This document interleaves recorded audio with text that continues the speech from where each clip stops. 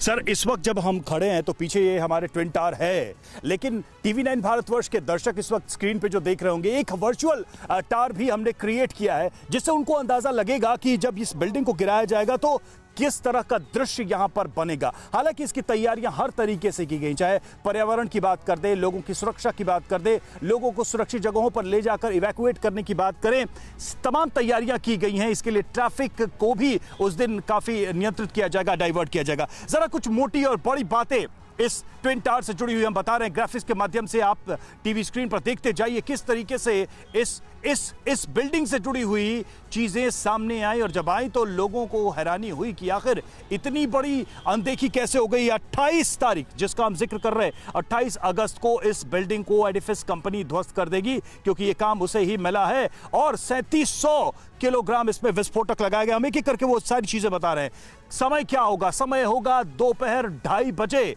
28 अगस्त दोपहर 2:30 बजे के करीब इस बिल्डिंग को ध्वस्त कर दिया जाएगा। 9 से 12 सेकंड में ही इतनी ऊंची इमारत एक झटके में गिरकर जमीन पर आ जाएगी, और दोनों टावर की जो 62 मंजिल, अगर हम दोनों को जोड़ दें तो ये सारी जो पूरा का पूरा कंस्ट्रक्शन है 62 मंजिलों का टोटल, अगर हम बात करें तो वो सब कुछ जमीन पर आ जाएगा उस दिन। आगे बढ़ते हैं। एक टावर में 32 मंजिल, जैसा कि मैं बता रहा था, इतना निर्माण हो चुका था। हालांकि टारगेट यह था कि 40 मंजिल तक इसको बनाया जाए, लेकिन 32 मंजिल है एक इमारत का, और दूसरा 30 मंजिल जो था वो 500 मीटर तक बढ़ा था, उसे भी खाली कराया जा रहा है आसपास की सोसाइटी को उसको देखते हुए, क्योंकि इतनी ऊंची इमारत है, जब गिरेगी तो आसपास की जो 2 बड़ी सोसाइटीज हैं उन पर भी असर पड़ेगा। और 7000 परिवारों के आसपास जो है 7000 लोगों को यहां से इवैक्यूएट कराने की बात कही जा रही है। ये नंबर्स भी सामने आए हैं, और ब्लास्ट के लिए 9000 से ज्यादा होल्स इसमें तैयार किए गए हैं। 37 किलो बारूद इसमें लगाया गया है, और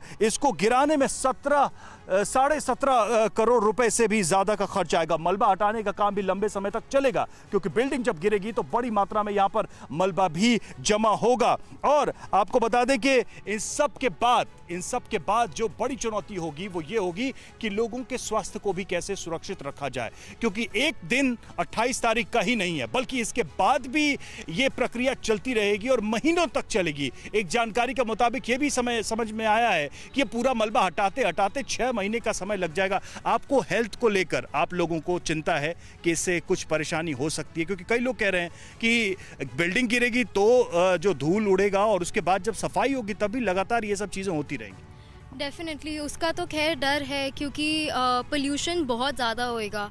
किस इम्पैक्ट, किस इंटेंसिटी का पोल्यूशन होएगा ये कोई कह नहीं सकता।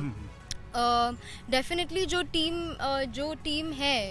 टीम इस पे काम कर रही है काफ़ी महीनों से, उन्होंने बोला है कि पोल्यूशन है वो सेटल डाउन हो जाएगा, बट स्टिल जो उसके बाद की क्लीनिंग है, जितना घर में डस्ट रहेगा उसको कैसे हम मैनेज करेंगे, वो डेफिनेटली बहुत इंपॉर्टेंट है। बिकॉज बहुतों के घर में बड़े लोग हैं, बुजुर्ग लोग हैं, तो बीमार भी होंगे जी, उनका कैसे ध्यान रखना है। कई लोग एस्थमेटिक हैं, कई लोग को ब्रीदिंग ब्रेथलेसनेस है, तो वो कैसे ध्यान में रखेंगे, वो मैनेज। बहुत सारे तो ऐसे भी लोग होंगे जो कोरोना से रिकवर हुए होंगे जी, तो उनके लिए सांस लेना, उनके लिए इतने क्लॉस्ट्रोफोबिक एरिया में रहना, दम घुटने की संभावना होना बहुत अच्छा, आप लोगों को सोसाइटीज की तरफ से क्या क्या इंस्ट्रक्शंस हैं उस दिन के लिए और उसके आगे के लिए? तो उस दिन के लिए तो एज रेसिडेंट्स हमें इंस्ट्रक्शंस दिए हैं कि हमें अपने विंडो पैनल्स, अपने ग्लास विंडोज सब कवर करने हैं। कोई भी गैप्स हो, कुछ भी हो, उसको टेपिंग करनी है, सो दैट डस्ट प्रिवेंट हो, धूल आने से हम बचाएं। और पोस्ट एक्सप्लोजन जो भी होगा, हमें बोला है कि सारे जो आफ्टर एक्सप्लोजन जब हम घर में आएँ तो जो भी इलेक्ट्रिकल अप्लायंसेज हैं वो पहले जो लाइट फैंस हैं वो ऑन करें, उसके बाद फ्रिज वगैरह सब ऑन करें। तो एक पूरा प्रोटोकॉल बनाया गया है। जी जी, ठीक है, ये एक पूरा प्रोटोकॉल बनाया गया। और देखिए, ये हिंदुस्तान में अगर देखा जाए तो पहली बार है। मैं कल एक बुजुर्ग से बात कर रहा था, उन्होंने कहा, जो यहाँ इमराल में ही रहते हैं, उन्होंने कहा मेरी उम्र 87 साल है, और 87 साल की उम्र तक मैंने हिंदुस्तान में इतनी ऊंची इमारत को इस तरीके से गिरते हुए न देखा है न सुना है। तो हिंदुस्तान के लोगों के लिए पहला अनुभव है, लेकिन इस इसमें एक संदेश भी बड़ा है। लेकिन एक जरूरी चीज ये है कि ये अपने आप में एक तकनीकी मामला है, एक विशेषज्ञता है। देखिए, भवन को बनाना, बिल्डिंग्स को बनाना, सोसाइटीज को बसाना, इसमें बहुत तकनीक का इस्तेमाल होता है, बहुत सारे एक्सपर्ट्स लगते हैं। लेकिन अगर कोई ऐसी सूरत बनती है जब बड़ी इमारत को गिराना हो, तो उसमें भी बड़े एक्सपर्ट्स लगते हैं और बहुत ही सावधानी और बारीकी से काम किया जाता है। और ये काम जो है, ये इस बार जिम्मा जो है एडिफिस कंपनी को मिला। एडिफिस के सीईओ से TV9 भारतवर्ष ने बात की, क्या तैयारी है उनकी, क्या प्लानिंग है, सुनिए जरा। हमारे साथ बहुत खास शख्स मौजूद हैं, उत्कर्ष मेहता जी, सीईओ एडिफिस के। सर, 28 तारीख बेहद नज़दीक है, आज का दिन भी खास है। किस तरीके से आज क्या क्या आप लोग करने वाले हैं, पहले तो आज के बारे में जानना चाहेंगे। नहीं, आज रेगुलर चेकअप ही चल रहा है अभी आज से। कल हमको जो फ्लोर से फ्लोर कनेक्शंस करने थे वो कंप्लीट हो चुके हैं, ऑलमोस्ट कंप्लीट हो चुके हैं। अभी नेक्स्ट 2 दिन ये लोग खाली थर्ड चेकअप्स करेंगे 32 माले से ground floor, every day twice thrice, जो भी 2 राउंड्स 3 राउंड्स मार के दे विल एक कनेक्शन, जो भी जितने होल्स है वो चेक कर लेंगे, उसमें से कुछ लीकेजेस नहीं है, कुछ भी बाहर नहीं आया है, वो टाइट है नहीं है। बस ये नॉर्मल चेकअप्स कल, आज और कल दोनों दिन यही चलेगा। सर, कोई अलग तरीके का कुछ इसके लिए मॉक ड्रिल या कोई रिहर्सल वगैरह भी होनी है? नहीं, इसमें रिहर्सल क्या है सर, ये तो एक ही बार बटन दबना है, इसमें रिहर्सल तो there is nothing like that. के यहाँ तो पुलिस की तरफ से भी कोई मॉक ड्रिल है नहीं, they are very confident on the law and order.